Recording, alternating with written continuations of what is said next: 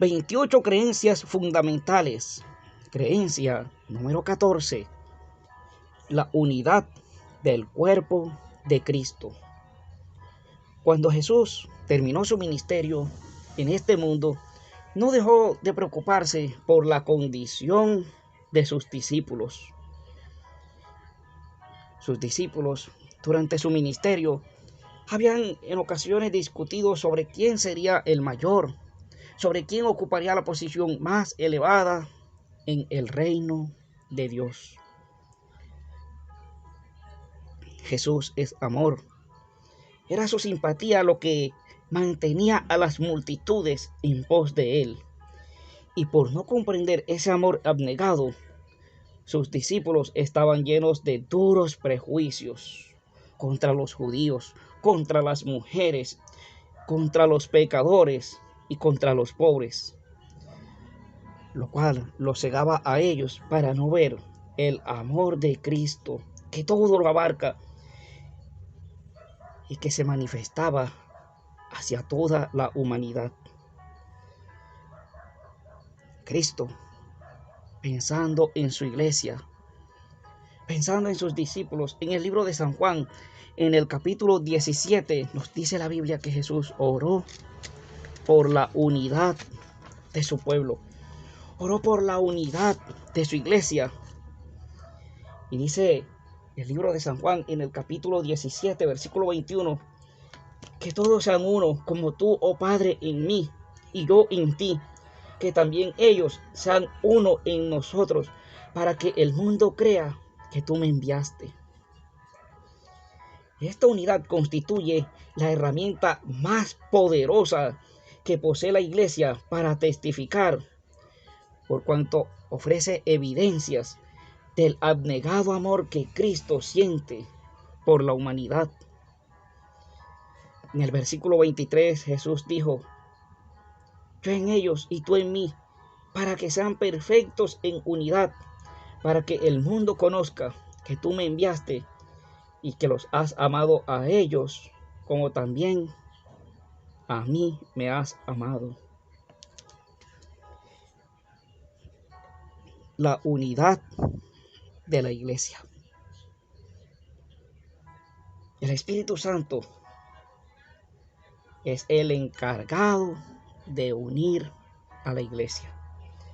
El Espíritu Santo llama a individuos de toda nacionalidad y raza y los bautiza en un cuerpo, el cuerpo de Cristo, que es la iglesia. Y a medida que crecen en Cristo, las diferencias culturales van dejando de producir divisiones. El Espíritu Santo derriba las barreras entre los encumbrados y los humildes, entre los ricos y los pobres, entre los varones y las mujeres, al darse cuenta de que a la vista de Dios todos somos iguales. Y de esa manera la iglesia tiene en estima a los unos y a los otros. Todos somos iguales delante de Dios. Dice el apóstol Pablo en su primera carta a los Corintios, en el capítulo 1, versículo 10.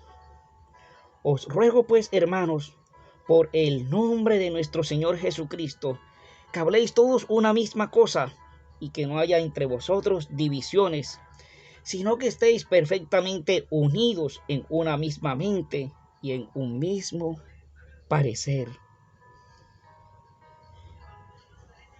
La unidad bíblica no significa uniformidad.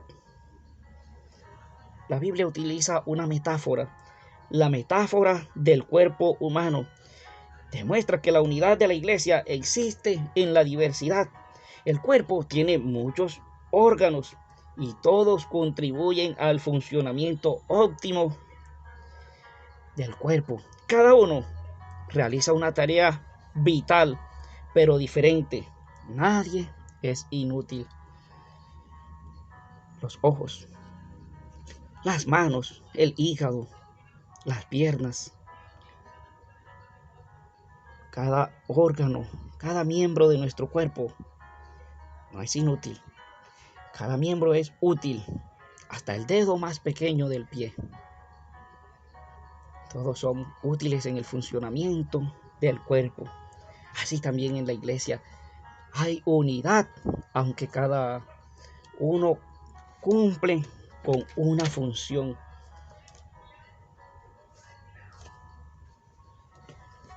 En el libro de San Juan, en el capítulo 15, Jesús utilizó una metáfora, la metáfora de la vid, para ilustrar la unión del creyente con el Salvador.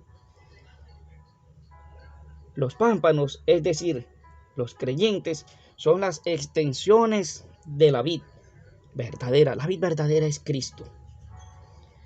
A semejanza de los pámpanos y las hojas, cada creyente individual difiere de los otros y sin embargo existe la unidad por cuanto todos ellos reciben su nutrición de la misma fuente que es la vid. La vid, recordemos que es el árbol que produce uvas. Los pámpanos son las ramas. La vid es Jesús. Las ramas, cada creyente produce frutos, pero unidos solamente a la vid verdadera que es Jesús. Y cada rama, cada hoja es diferente, pero están unidas a Jesús. Y por esa unidad oró Jesús. Así pues, la unidad cristiana depende de que los miembros estén injertados en Cristo. De Jesús viene el poder que vitaliza la vida cristiana.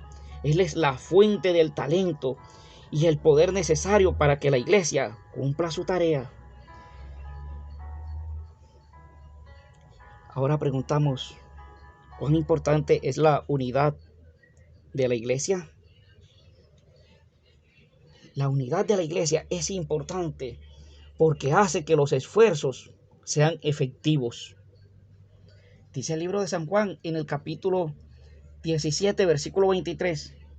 Yo en ellos y tú en mí, para que sean perfectos en unidad, para que el mundo conozca que tú me enviaste. El mundo podrá conocer solamente a Jesús cuando su iglesia está unida. Y esto hace que los esfuerzos por llegar al mundo y predicar el evangelio sean efectivos. Una iglesia dividida, un pueblo dividido, no es efectiva en la predicación del evangelio. Pero además de eso, podemos mencionar que los conflictos entre los profesos cristianos han producido disgusto en los no creyentes y en cierta manera han levantado lo que probablemente sea el mayor obstáculo cuando hay divisiones. Pero la verdadera unidad en Cristo Jesús lleva al éxito en la predicación del evangelio. Pero además de eso, la unidad muestra fortaleza. La unidad produce fortaleza y la desunión debilidad. Una iglesia es verdaderamente próspera y fuerte cuando sus miembros están unidos a Jesús. Solamente así. Y cuando sus miembros están unidos los unos a los otros. Solamente así. De esa manera todos somos colaboradores de Dios.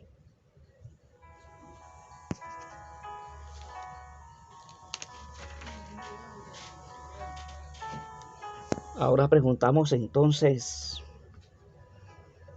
¿cómo el Espíritu Santo contribuye a la unidad? El Espíritu Santo contribuye a la unidad porque es el encargado de repartir los dones a la iglesia. El Espíritu Santo es el que se encarga, dice el primer libro a los Corintios, que se encarga de esa unidad al repartir dones según Él quiere. Y dice el libro de Efesios en el capítulo 4, Y él mismo constituyó a unos apóstoles, y a otros profetas, y a otros evangelistas, a otros pastores y maestros, a fin de perfeccionar a los santos de la obra del ministerio para la edificación del cuerpo de Cristo, hasta que todos lleguemos a la unidad de la fe y del conocimiento del Hijo de Dios, a un varón perfecto y a la medida de la estatura de la plenitud de Cristo. La unidad se logra por el poder del Espíritu Santo en su iglesia, a través de los dones que el Espíritu Santo reparte. ¿Y cómo conseguir la unidad? Uno de los primeros pasos para conseguir la unidad es en el hogar. Un ambiente ideal para ensayar la unidad de la iglesia lo provee el hogar. Sí, en el hogar aprendemos a ejercer una dirección sabia, bondad, gentileza, paciencia y amor. Es el hogar donde manifestamos todas estas cualidades para ahora sí llevarlas a la iglesia. Pero ¿cómo más? Procurando la unidad. Nunca lograremos obtener unidad a menos que trabajemos concienzudamente para lograrla. Y nunca podremos sentirnos complacidos y considerar que ya la hemos logrado. Debemos orar cada día por unidad, pero también cultivarla cuidadosamente. Necesitamos minimizar las diferencias y evitar las discusiones acerca de puntos no esenciales. Debemos enfocar nuestra mirada, nuestra atención en las cosas que nos unen, en las preciosas verdades de la palabra de Dios. Y debemos entre todos procurar que la oración de Jesús por unidad sea una realidad en nuestras vidas, en su iglesia. ¿Y qué más debemos hacer? Trabajar unidos hacia un mismo blanco. La iglesia no experimentará la unidad hasta que, actuando como un solo hombre, se empeñe en la proclamación del Evangelio de Jesucristo. Dicha misión provee una preparación ideal para aprender la armonía. Enseña a los creyentes que todos son parte individuales e importantes de la gran familia de Dios. Dios te llama a ti, me llama a mí a estar unidos y a dejar a un lado las discusiones triviales, a veces sin sentido, no esenciales para la salvación. Esa unidad solamente se logra por el Espíritu Santo en tu vida y en mi vida. Dios te bendiga.